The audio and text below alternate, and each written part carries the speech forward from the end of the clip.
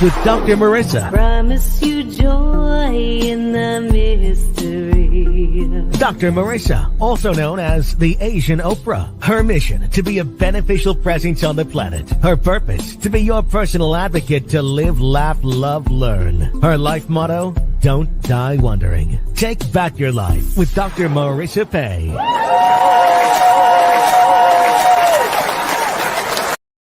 And welcome. You're tuned in to Take My Advice. I'm not using it. Get balance with Dr. Marissa and Cynthia Kahi here on CAA, CBC News, NBC News, and NBC Sports Radio Station, AM 1050, FM 106.5, and streaming everywhere. iHeartRadio, Spotify, Stitcher, iTunes, just tune in, Audible, Amazon Music, Live, Podchaser, Eoson, Rumble, and more. Why? Want that the maximum splatter zone for the show about hope and happiness, because there's no gossip, scandal, and there's no words, no fashion talk at all. In fact, I want you to focus on your own reality show and how you can be happy 88% of the time. So we have topics and guests and co-hosts to that end. It is Fired Up Fridays, and you know the drill. Every Friday, weekday morning at 8, I have my fabulous co-host, Cynthia Kahi, who comes and fires us up. Both of us have nothing to say about anything. Sarcasm is another service that I offer. We are very happy to share all of the positivity possible for you too, who have happiness 88% of the time. So welcome back to the show. It is Friday. Where's my applause on? Here we go.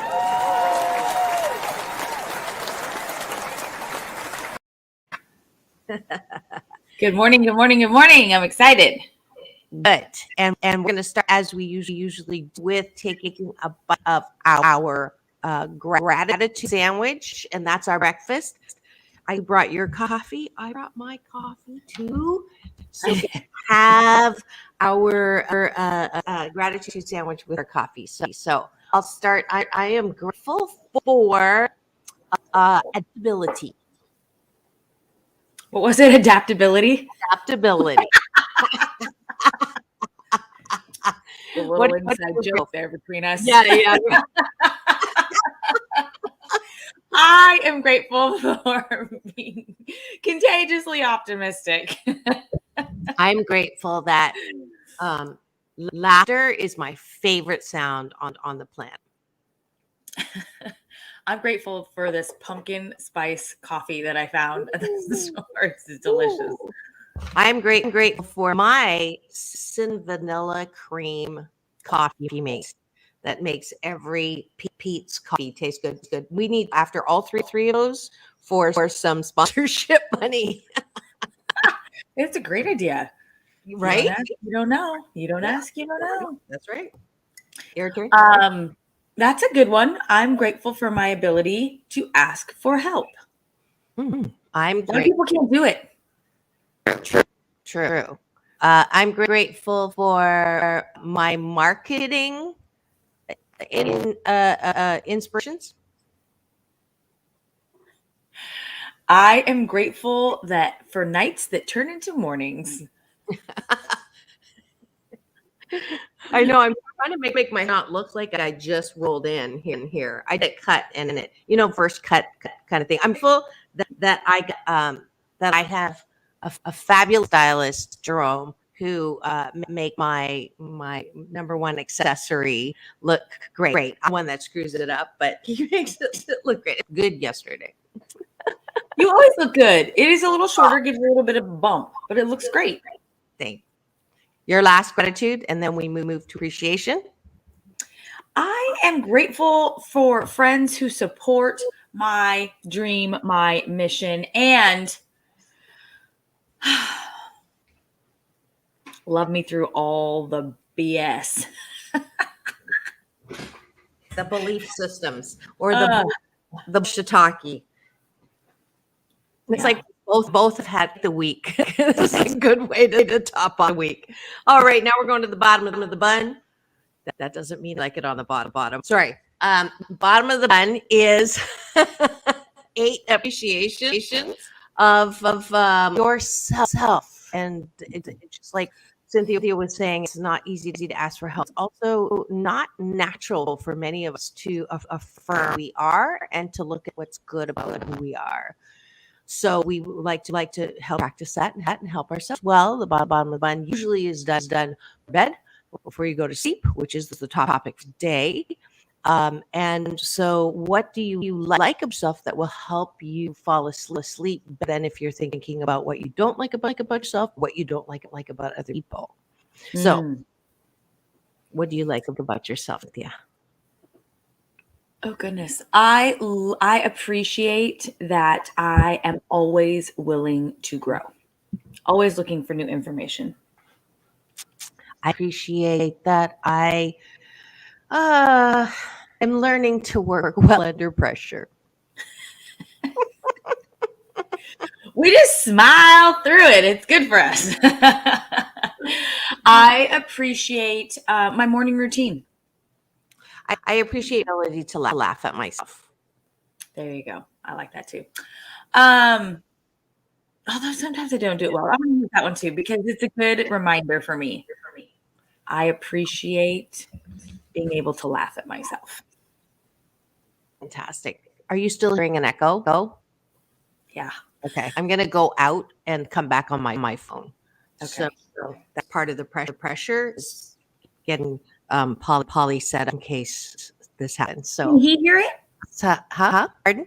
Polly, can you hear the crackle? It started yesterday, and I don't know what it is. You don't hear a crackle at all? Okay. Yeah, no, I hear a little bit. Oh, now you a little bit. Okay. I just heard it again. Go ahead. Yeah. Do you just want to play? Go into the. No, he'll do it. But keep going. Well, let's finish our appreciations, and we'll understand crackle. Oh, sorry about that. So the last appreciation, I really appreciate my my ability to, I appreciate my ability to speak to God. I know it's weird, but I didn't do it before, and so it's interesting to me, and I like to share it. So cool.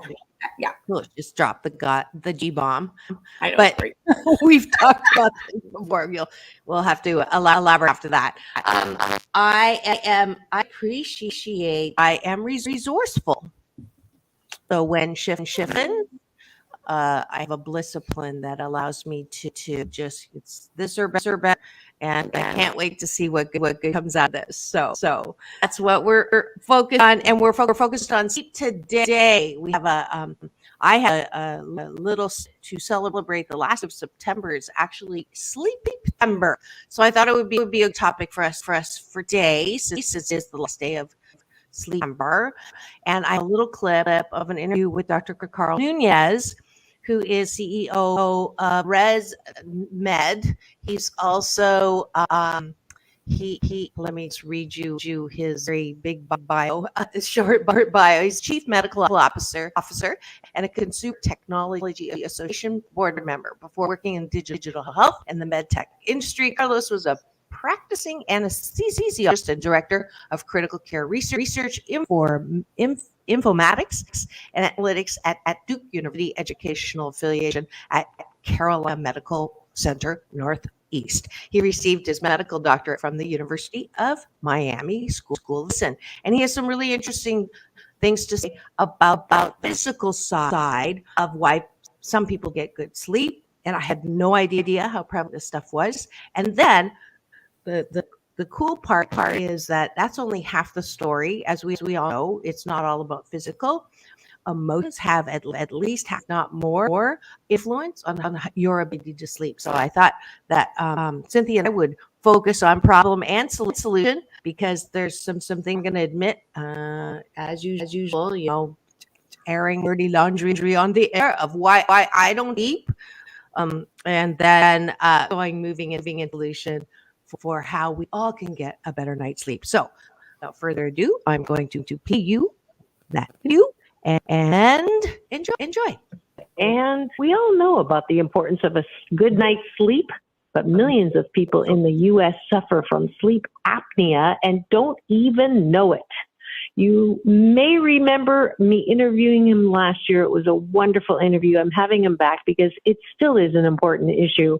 Dr. Carlos Nunez, Chief Medical Officer with ResMed, is here during Sleeptember to share tips on ways to find a remedy for restless sleep. Please welcome back to the show, Dr. Nunez. Hello, and thank you for having me. Absolutely. So we're still not sleeping, and I think maybe even more because of COVID. So tell me, what exactly is Sleeptember? Yes, Sleeptember was started by the American Sleep Apnea Association. It's a patient organization that obviously focuses on sleep apnea, as you can tell by their name, but they wanted to set aside a month where we could raise awareness about the importance of sleep in general. And it truly is very important for human health, as we've discussed before. And I think it's great to have a time every year where we can really try and raise awareness and reflect on what good sleep means for good health. Great idea. Just how important is a good night's sleep? It's vitally important for our health. There are three pillars of human health, if you will: sleep, diet, and exercise. And as a society, we focus so much on diet and exercise. We talk about it, we obsess over it, and we often just neglect our sleep. Some people still think and wear it as a badge of courage that I can go for 3, 4, 5 hours and I'm just fine. And really, most people are not just fine. We need that good, restful 7 to 8 hours every single night. Yeah, absolutely. So can you share some facts about sleep apnea? Sure. Yeah. Sleep apnea is one of the most prevalent conditions in humans. There are about 1 billion, that's with a B, people that have sleep apnea, and 80%, roughly 800 million, don't know they have it. They're undiagnosed and untreated. In the United States, that translates to about 43 million people who are walking the face of the country here and don't know that they've got sleep apnea. And it's a devastating disease, because what's happening is you are suffocating every night that you sleep. And someone with mild sleep apnea stops breathing only 5 times an hour. But moderate or severe sleep apnea, you might stop breathing 50, 100 times an hour. And stop breathing not just for a second or two. Stop breathing to the point where the blood oxygen level drops and your brain starts to freak out because it realizes you're being suffocated. And that leads to 2 really important things. One, you never get a good night's sleep, so you are always tired, and that leads to an increased risk of things like car accidents and workplace injuries. The second thing, though, is it leads to a risk of devastating health consequences later in life: increased risk for heart disease, arrhythmias, stroke, dementia like Alzheimer's. We've even got evidence that certain types of cancer do poorly if you have untreated sleep apnea. And so it's really important. It's a big deal. And if you think there's any risk whatsoever, you should be asking your doctor. Yes, I remember you talking about this last year, and I was shocked that people are unknowingly suffocating themselves during the night, and how, it's almost like a stroke. It's amazing when you think of, sorry, go ahead. Go ahead. So I'm so sorry. Go ahead. I was just saying, it's amazing when you think what's happening and we're asleep, so we don't even really know. And that's why it's often so undiagnosed. Yeah, that's amazing to me. Like, not in a good way, amazing. So who's most likely to have a sleep disorder? So there are many sleep disorders, very common ones like sleep apnea or insomnia or even restless leg syndrome. Can happen across all age groups and all demographics. It was often thought that, say, sleep apnea, for example, was a disease mostly of, middle-aged men that carried a few extra pounds. But it was probably more of a bias in the way we were looking for the disease. When we start looking throughout the population, there are kids who have sleep apnea. There are people who you would never expect, like world-class athletes without an ounce of body fat, who have sleep apnea. There are pediatric sleep apnea specialists. So anyone at any age is at risk, no matter what you look like, how tall or short or whatever shape or size you happen to be. It's more important to understand the signs and symptoms. If you have someone in your home that says, hey, you snore really loud and it sounds like you stop breathing, or you wake up every morning very tired, wake up with headaches, wake up covered in sweat or with a scratchy throat, these are signs that you may have an issue, and you should be asking your doctor to help you understand if this is putting you at risk for something like sleep apnea. Yeah, great advice. What can folks do, and what are some of the remedies for sleep apnea? Yeah, if you do get diagnosed and your doctor wants to treat you, there are a variety of treatment options. The gold standard, and it has been for more than 30 years, is CPAP. It stands for continuous positive airway pressure. It's a device that blows a gentle stream of pressurized air, typically through the nose, to keep the airways open. Again, it's the gold standard because it's extremely safe. It works for almost everybody in almost every instance of sleep apnea. There are other choices. Some people will try mouthpieces that will pull the bottom jaw forward to try and pull the tongue away from the opening to the airway to allow air to pass. That works for some people, mostly in milder cases, and when the tongue is the primary reason. There's also surgery. Some of the surgery can be quite invasive. For example, you could have part of your palate removed. If it's the soft palate that's collapsing and you're a candidate for that, they can cut that right off. It's quite invasive and it's a big deal. There are also implants where people have electrical probes implanted into the base of their tongue, connected to a battery that's under the skin in their chest, like a pacemaker, but instead of shocking the heart, it shocks the tongue to get the tongue to move out of the way so air can flow into the lungs. Again, not everyone is a candidate for those sorts of things, and they tend to be more invasive. So CPAP continues to be the gold standard for therapy. Yikes. I had no idea that there were that many alternative and non-appetizing treatments, for sure. So any other advice, Dr. Nunez, that you might have? Yeah, we should, like I said at the beginning, we should be prioritizing sleep really above. It's the most important thing you can do for your health every single day. If you don't sleep well, you don't pick the right foods to eat, and you don't feel good enough to go to the gym to work out or whatever. So diet and exercise are important, but sleep is even more so. It's the single most important thing you can do for your health every single day. So if you have any questions about the way you sleep, don't be hesitant to talk to your doctor. And if you want to do some research on your own, there's a great website, sleepforbettertomorrow.com, with lots of information about sleep and common sleep disorders, including sleep apnea. Fantastic. That's sleep. Say that one more time. Sure. Sleepforbettertomorrow.com.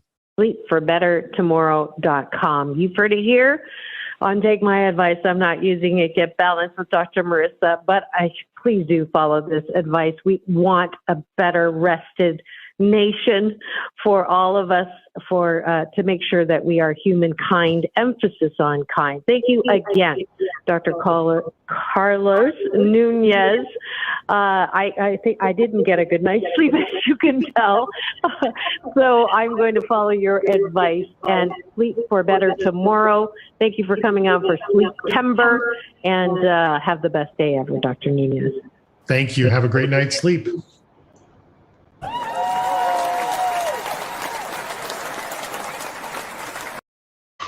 All right. We are back. We are talking about sleep, and you're tuned in to Take My Advice. I'm not using it. Get Balanced with Dr. Marissa and Cynthia Kahi. It's fired up at Friday. What was that? I said it is. It's fired up Friday. You can hear the birds chirping outside. Got my window open. That's awesome. I am going back to these. So the reason why I did on that I didn't get a sleep, and this is one of the things I don't know about you. You probably are not binging at all. I never even understood binging and binge watching until the pandemic. And I think I'm not alone. I think that, we used to watch programs like once a week, right? There was a continuous Dynasty. I'm Dating Myself Ageless or whatever the show, you watch it once a week. And now because of Netflix and all the other streaming, and you have series and limited series, you just keep watch that little next episode just come in automatically. And I have to admit, sometimes I get a bad night's sleep because I watch the clock and I keep watching the next episode and keep watching. And so I had that interview day before yesterday, and Cynthia was kind enough to play it today because it is the last of September, and thus the topic that I did that to myself. I till 1:30 in the morning watching the end of Dahmer the Monster, because I just was so riveted by the facts and some fiction, but the facts of the story. I didn't know. I've never really paid attention to that, and so listening to that story. So I'll do it. First way to get a better sleep is to step away from the device. That's right. So just, it's amazing. This is what it falls in that category of what you do. You know what you should do, and you somehow still end up doing things you shouldn't do, and you pay the consequences the next day. You're begging, tired, and so I will do my best to not do that, because it's not good dragging through a day. Definitely not. Thank you, Jean. Oh, it looks like is my. Oh, okay, we're going out. I'll come back in on the phone. Hopefully, this will still be here. All right. So after listening to now there's no echo. It's crazy. So after listening to this morning, I have several, go figure. I have several thoughts on sleep apnea, the whole self as we learn how to get better sleep, eat better, exercise better. It's all about our routine. Dr. Marissa just said she binge watches. And I'm like, I don't understand why we do that. I listen to Brendan Burchard. Brendan Burchard has a routine for sleep. It is 3, 2, 1. I believe it goes 3 hours, no TV, 2 hours, no work, 1 hour, no phone. I believe is how he goes 3, 2, 1. It lets your mind actually relax. It lets you have a thought process. It's not being stimulated by all of the things that are coming at you, because there's a process to getting yourself to go to sleep, and you have to know what that is for yourself. A lot of times, I think I've learned that it's the nature of the beast. It's what we do to ourselves. We are our own best ally or our worst enemy. We have to learn what makes us tick. When we learn what makes us tick, then we can do what we need to do in a routine to help us live the best life. That's the way I have learned over the last 2 years now about self-development and self-awareness and becoming the best version of you. This is for sleep. This is specifically for sleep. Dr. Nunez talked about signs and symptoms of the sleep apnea. So I find it very interesting in the health world, right? What things, it's so crazy to me. I think there's a run of certain things. Like for years and years and years, diverticulitis was never even known. Nobody knew what it was. My grandpa had it. And then all of a sudden, like I found like 5, 8, 10 people who had diverticulitis. I was like, what? How do you all have diverticulitis? Then the newest thing is the sleep apnea. And I'm like, why is it that all of a sudden so many people have sleep apnea? I don't get it. I don't understand why. And he did say something. We were looking for a certain type of person. He said a middle-aged male. But then he went on to say that for this particular, I guess it is a disease. He said for this particular disease, it could be with children. It could be young adults. It could be, my mom supposedly has it. And I'm like, I don't get it. I don't understand how my mom has sleep apnea. She's got the machine. My kid's dad, he has sleep apnea. He has the machine. My kid's dad's brother has sleep apnea. He has the machine. Wait for it. My uncle has sleep apnea. He has the machine. Yeah. Well, I don't get it. Well, okay. No echo. I'm back on. You have no echo. Yay! Maybe it's Even the though- mic. Did you disconnect the even mic? No, it's not the mic. It's my, I believe it's my computer. So we'll have to troubleshoot around. I was trying to. Who knows? Well, more will be revealed. But here's the deal. I think because of what you're saying with all the people that have sleep apnea, it is genetic.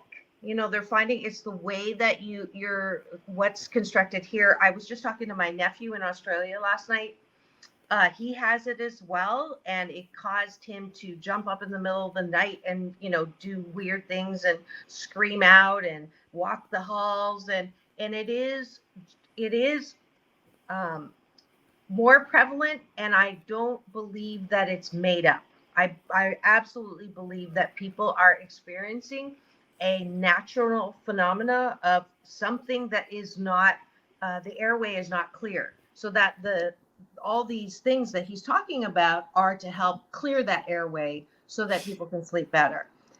Just being the highlight being, I believe that stress hurts your sleeping just as badly as a physical ailment. So even if you don't have sleep apnea, or if you have sleep apnea and are stressed, then it's no wonder that there are literally droves and a highest percentage ever of people going to their doctor asking for sleep medication to help them sleep.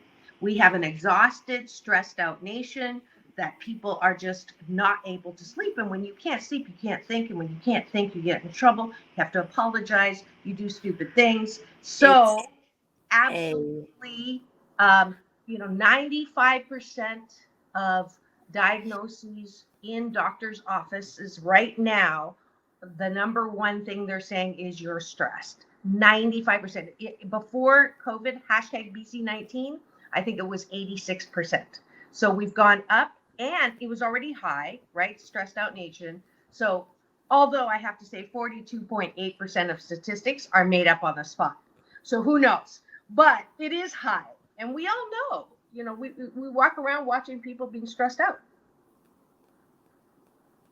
I get irritated. I'm irritated. I get irritated because we create our own monster. I don't know. I don't have a PhD. I'm not a doctor. I don't. I believe that we have everything we need inside of us. There is a breathing technique called the Wim Hof, right? Oh, look, see, she doesn't agree with me. So here's the thing. Do you know what the cause of death is? Dr. Marissa, do you know what the cause of death is? When the electronic beat machine goes flatline? The energy stops. When that line stops, that point of energy, that's death. Lack of oxygen to the brain is the technical term for death. It can happen many, many ways. I have a very good friend named Gary Brecka, and he is a biohacker. And so he has done things in the medical world. He's a scientist, right? I heard this and I was like, you can think of death of different things, a heart attack, gunshot wound, whatever, a stroke, a heart attack. The end all be all is cause of death is lack of oxygen to the brain. That is why you die. It could be from all of those things. Well, actually, you can be brain dead and still be alive. Well, not really, right? You can have a machine. But you're not really alive, right? Well, but technically, if you're talking about technical definitions, that's But it's not. you'd still be brain. That's like having. You're still alive if you're hooked up to a machine, but your But brain. the machine is alive, not you. The machine is keeping you alive. Okay. Um, We're gonna have a I record believe now. so where I was going with all of that is I believe that we can do things to help ourselves. The machine, the doctor, the this, the that. Now, if there is something, so here's my thing. Why is it that all of these people, young, middle-aged, how is it? Why don't we know what the actual cause is? He never said what the actual cause of sleep apnea was. He just said signs and symptoms, right? And he said all of the people that could have it. Because right? there's multiple causes for sleep apnea. There's not one cause, but it is an obstruction to the airway. So I Right. let's just be Right. really, really specific about why we're disagreeing with this. Are you saying that anything that is physical ailment in your body, you should be able to fix without a help of a machine? Is that what you're saying? A lot of them. Your body is absolutely amazing. And when we treat it right, feed it what it needs, right? We have the power to do a lot more than we give it credit for. I'm not going to go into what I think about some other things. I'm just going to leave it at that. But we don't give our body enough credit. So when people have a diagnosis of cancer, when people have a diagnosis of diabetes, when people have a diagnosis of lymphoma, you're saying that they can heal themselves? Yep. So there's a lot of people who have heart disease or whatever and are dying and chronically ill that would ask you then why they are still sick. And they're doing all the things. They're eating vegan, they're eating non-processed foods, they're keeping their mind, they're journaling, they're keeping their mind clean, they meditate, and they're still sick. So why is that then? Well, I can't say exactly what it is because one, I'm not a doctor, but for two, my BS, my belief system is that you can absolutely see the thing. For me, I've seen cancer disappear. I've seen it. I have, and here's the thing. There's so much. I'm probably going to get in trouble for saying this. There's so much pharmaceuticals that go around here. I agree with that. That part of it is totally, people go to the pill way too fast. Yep. And they look for that magic bullet, and that's the way that our culture is. So that we have an agreement. But I think the balance between saying there's no help and you can, heal everything, and going to, fix it real fast with something external. Well, and again, it's not an end all be all. It's not like, oh my God, you can cure everything that you possibly can. I just believe that we have everything we need within ourselves. When we hit that time, this is the part where you don't like, for my belief system, my grandma always said, when God turns the page and your name is on it, your time is up. Like your path is written, right? I know. So it's a belief system. It's almost a comforting thought, right? It's almost a comforting thought because that's what I equated it to. Because a lot, people don't want to die. People don't want to die. So they want the magic bullet. They want this. They want the easy way out. So you're saying if somebody has diabetes, not to treat it? Do you know that they shouldn't allow themselves to die of diabetes because their time's up? I don't think that's what you're saying, but that's what according it to. Like. According to, and you can look this up on his website. Gary Brecka is a biohacker. According to his research, diabetes is completely, it's your body's, oh my God, what is it? it's oh my God. I can't think of what it is. I'll think of it. But it's something that can totally be treated.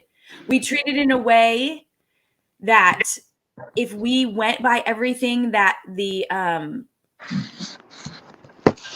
dietitian said to not eat for diabetes, that we could actually make ourselves worse.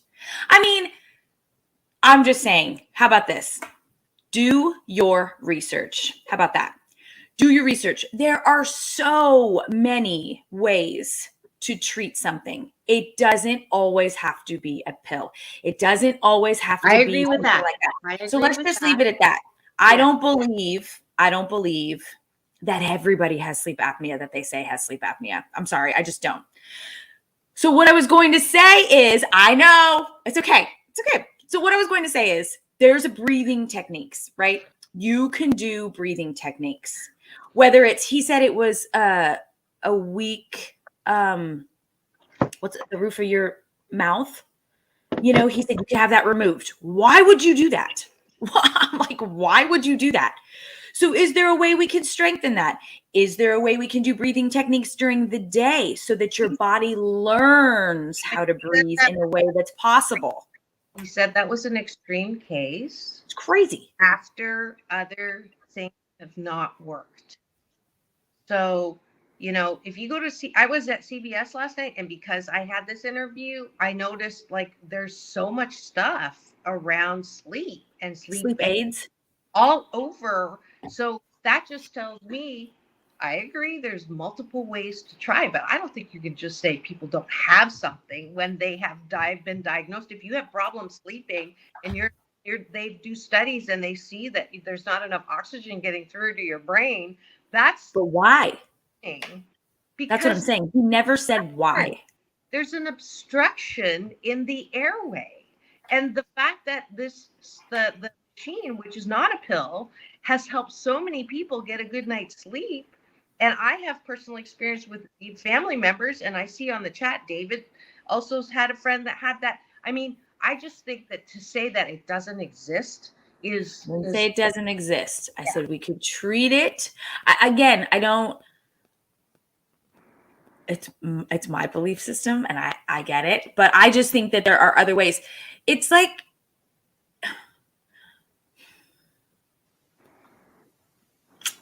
There's a lot of things, but I'm just going to say to your research, like anxiety. Yeah, that's the emotional stuff that I wanted to talk about. Yeah. And there's other reasons besides physical obstruction that can really impact your level of good sleep. So I started off by admitting that I have free will, and sometimes I do stupid shiitake, like stay up too late, and then I have to accept that the next day I am not operating at my best. And as long as I don't do that on a regular basis, you know, once in a while, 12% of the time, I'm okay. I'm going to forgive myself for that. I'm not going to beat myself up, but I have to understand the consequences of doing something like that. Not enough sleep, not your best the next day. Not enough sleep, not your best the next day. So that's an easy one.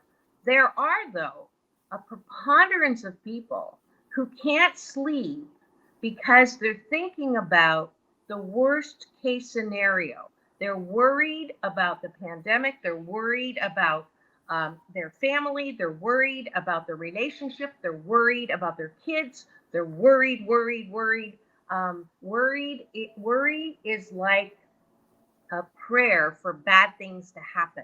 That's a Native American saying. And so that, I believe, you can control with your mind to condition yourself to not worry so much. Now, some people will say when they come for my coaching, I'm a worry wart. I've always been a worry wart. No, you are a person who has a habit of worrying. So you created that habit. You can change that habit. So that would be my first solution on getting a better night's sleep is, what are you thinking about before you sleep? And then cognitive about that.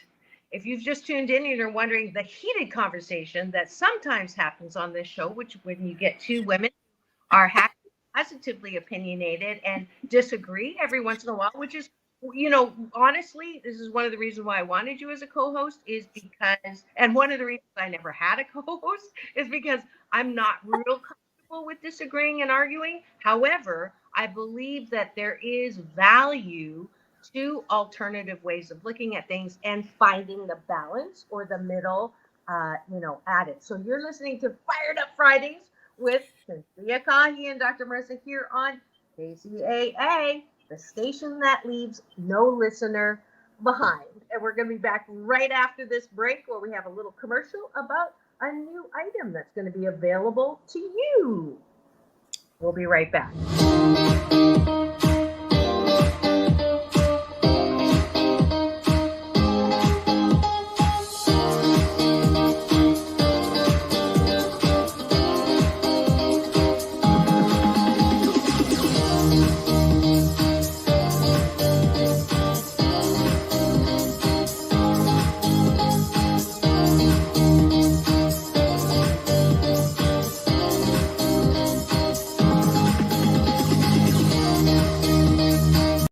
We're just trying to solve for the. Okay, let's just come back in then. Are you still muted? You're muted. Yeah. I can't hear you. Polly, I was just talking on Instagram. Yeah, but I can't hear you. Yeah, I figured. Yeah, this is the downside of not Dr. having Marissa. my Earth, the Can you Dr. hear me? Marissa.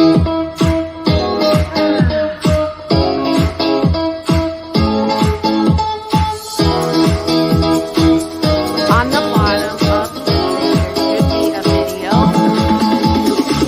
Take back your life with Dr. Marissa Pay. We're just treating the symptoms and not the actual cause. So we'll see what happens with society and that. But I always think that I'm on Instagram again. And now we're back. We didn't get the commercial, but here we go. We're going to keep talking. Okay.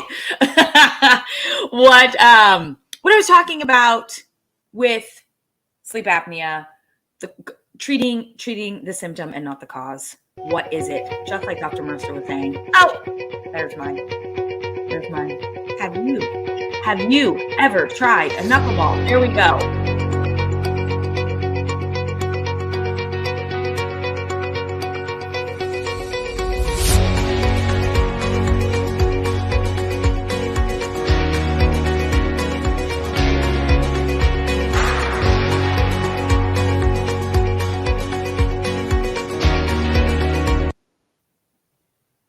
In case you haven't seen it. And we're back. Okay. Can we hear me now? Yeah, I still can't hear you. I don't know what's happening. There we go. Now you can hear me. Now I can hear you. I was like, is it me? I don't know what's happening. No. I'm just, I gotta laugh because, the best thing in the world is when technology works, and the worst thing in the world is when it doesn't. Exactly. But adaptable and resilient is the order of the day. And that, my friends, was a knuckleball, which is the product, the baby brand new spanking product of Cynthia Kahi and her restaurant in Santa Rosa. If you're anywhere in Northern California, we'll have to go and try a knuckleball. And now, because they are so popular, they are coming to a grocery store near you, and you can order them to get delivered. How's that for a commercial? That's right. They're coming to market. They will be available online soon. Right now, only available in Santa Rosa, California. But it's a wonderful thing. So if you have just tuned in and you've never been part of Fired Up Fridays, you've been missing, because we pick topics and then we try to kindly disagree with each other. But it makes for great open and expansion, and trying not to have too many eyeballs rolling. But Cynthia, we've been talking about, let's move to solution, because we don't have a lot of time left, and I want to make sure that there's lots of different tips from us. because we want you to have a good night's sleep. We want everybody to have a good night's sleep. So my second tip is to don't plug your phone in your bedroom, because the tendency is, if you're tossing and turning, you start picking up this and you start doing this on your phone and scrolling. That's what this is. And you fill your mind with information that's not necessarily edifying, and then that adds to not being able to sleep. Your turn. Yeah. I think evening routine is really, really important. Just like any routine, it's predictable, and then you know what's going to happen after you do it, right? Whether it's sleepy time tea or no phone for an hour. If you like to read before bed. Reading for me has always been lights out.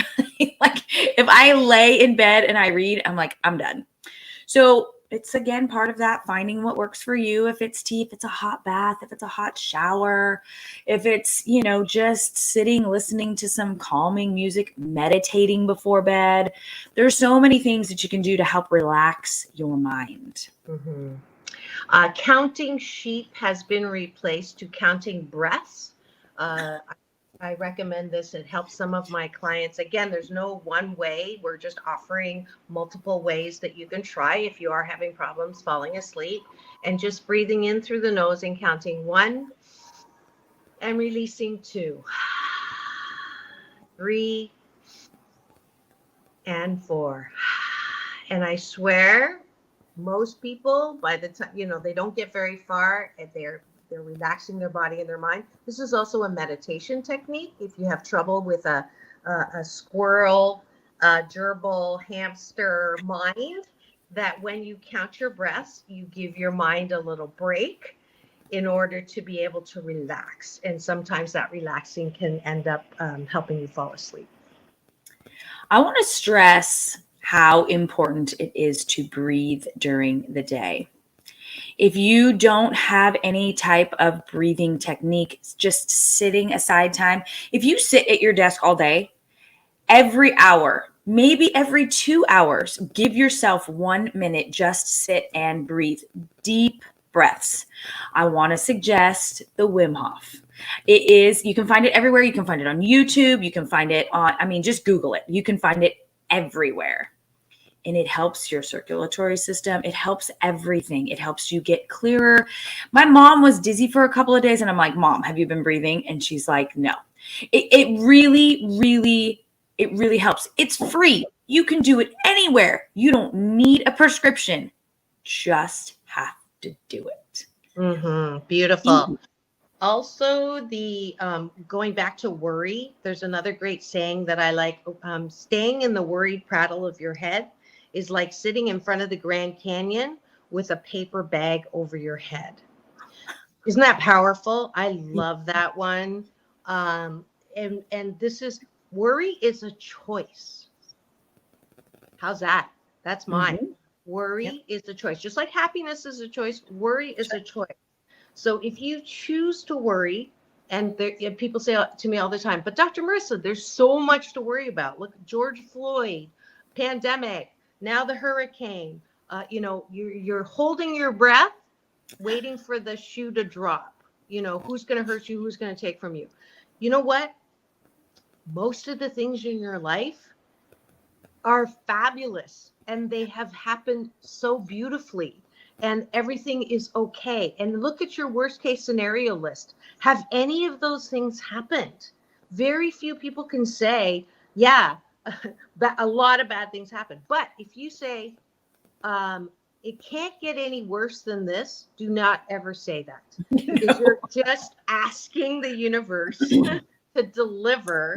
You get what you pay attention to. That's why we start with a gratitude sandwich. It's so important to have that habit of priming your day with good things that happen.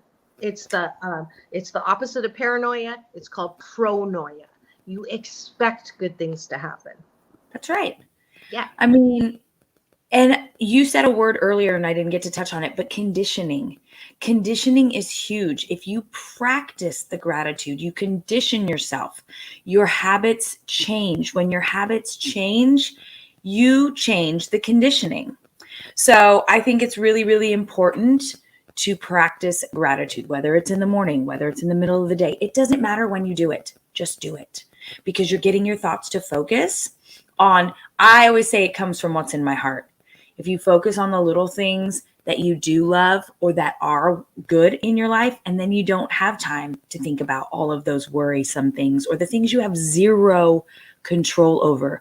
The gratitude helps you focus on what you do have. Absolutely. I just had a thought, Cynthia. After you bring the knuckleball to market, you can have a gratitude ball, and you can bring that to market too, right? I like it.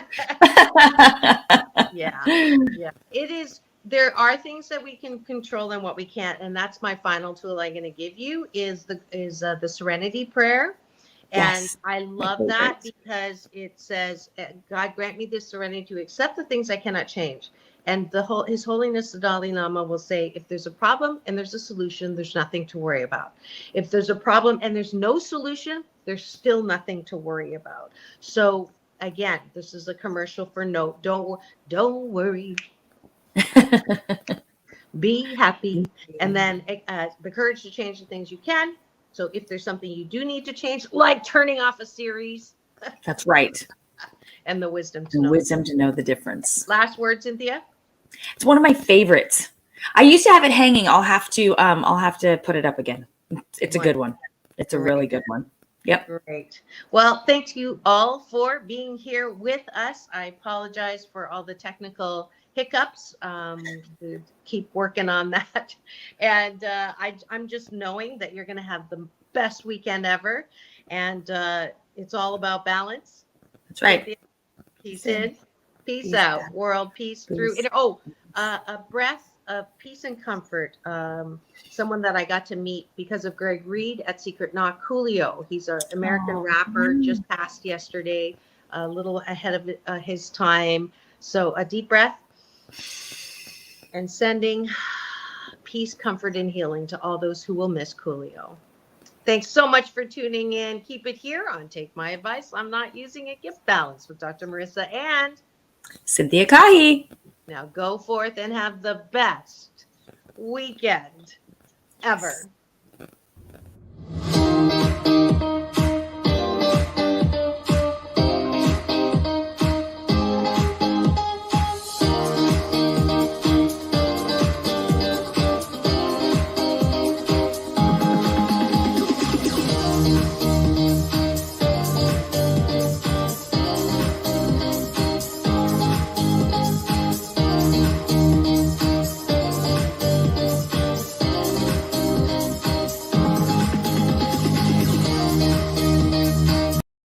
So when you fill your mind with positivity and you know the things that you can control, your habits will change and you will change your life. Thank you for tuning in to Fired Up Friday. I can't stop the I'm going to have. Can you stop? Can you end it? The show? No, on my end. Can you end it? Polly? We're still live.